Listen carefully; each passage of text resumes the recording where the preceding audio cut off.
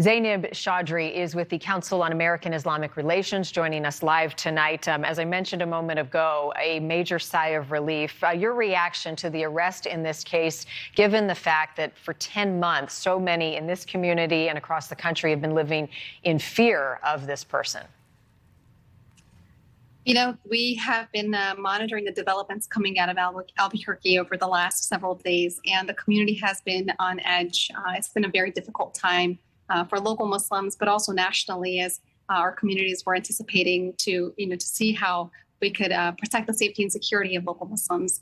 Obviously, we are very gratified. We welcome this arrest. It's great to see that the law enforcement community has stepped up and has apprehended a suspect who they have in custody. We hope that this provides some measure of relief, especially to the victims' families, who obviously are going through a very traumatic time as they struggle to cope with the loss of their loved one. We do want to caution that at this point, we don't know all the details of the investigation.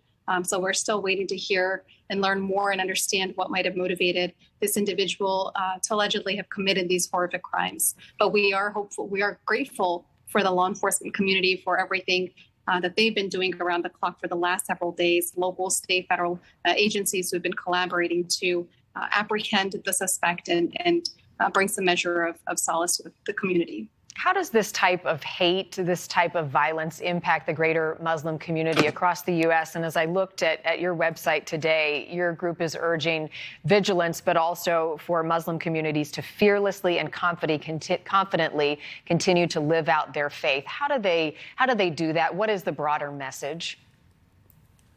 For many Muslims, our faith is our moral compass. It is our beacon that guides us through very difficult times. And it's no secret that, every community has their challenges. And these kind of incidents, especially with the nature of these incidents and the shooting sprees that occurred, and not having a lot of answers in terms of who was behind it, even now as we're awaiting more details in the investigation.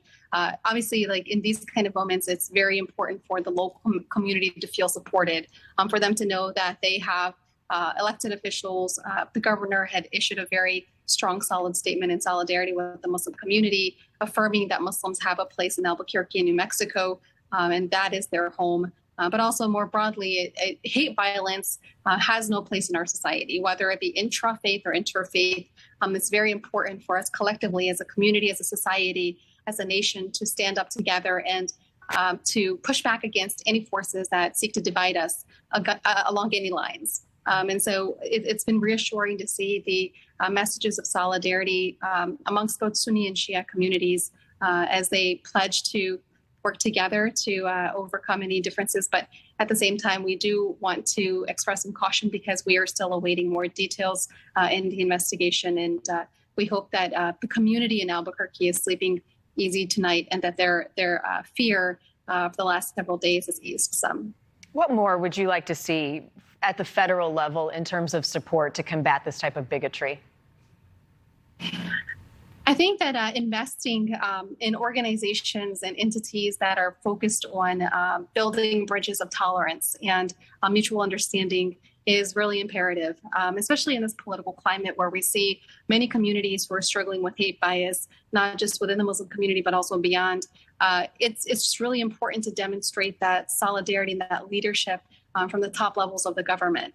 And there are opportunities to also allocate resources and funding and also uplifting voices within our communities that are seeking to bridge those divides and make sure that we have a unified front is also a crucial part of that equation. But tonight we're just grateful that the families, in Albuquerque, New Mexico, who've been struggling to make some sense of this senseless string of violence that's been happening, are hopefully able to rest easy tonight. Obviously, this does not bring back their loved ones. The devastating loss of losing a loved one, especially under these kind of traumatic circumstances, is something that can't be underscored enough. But we are grateful to the law enforcement community for their support in stepping up and providing that kind of service to the local community. Indeed, feeling safer tonight. Zainab, appreciate you coming on tonight. Thank you. Thank you.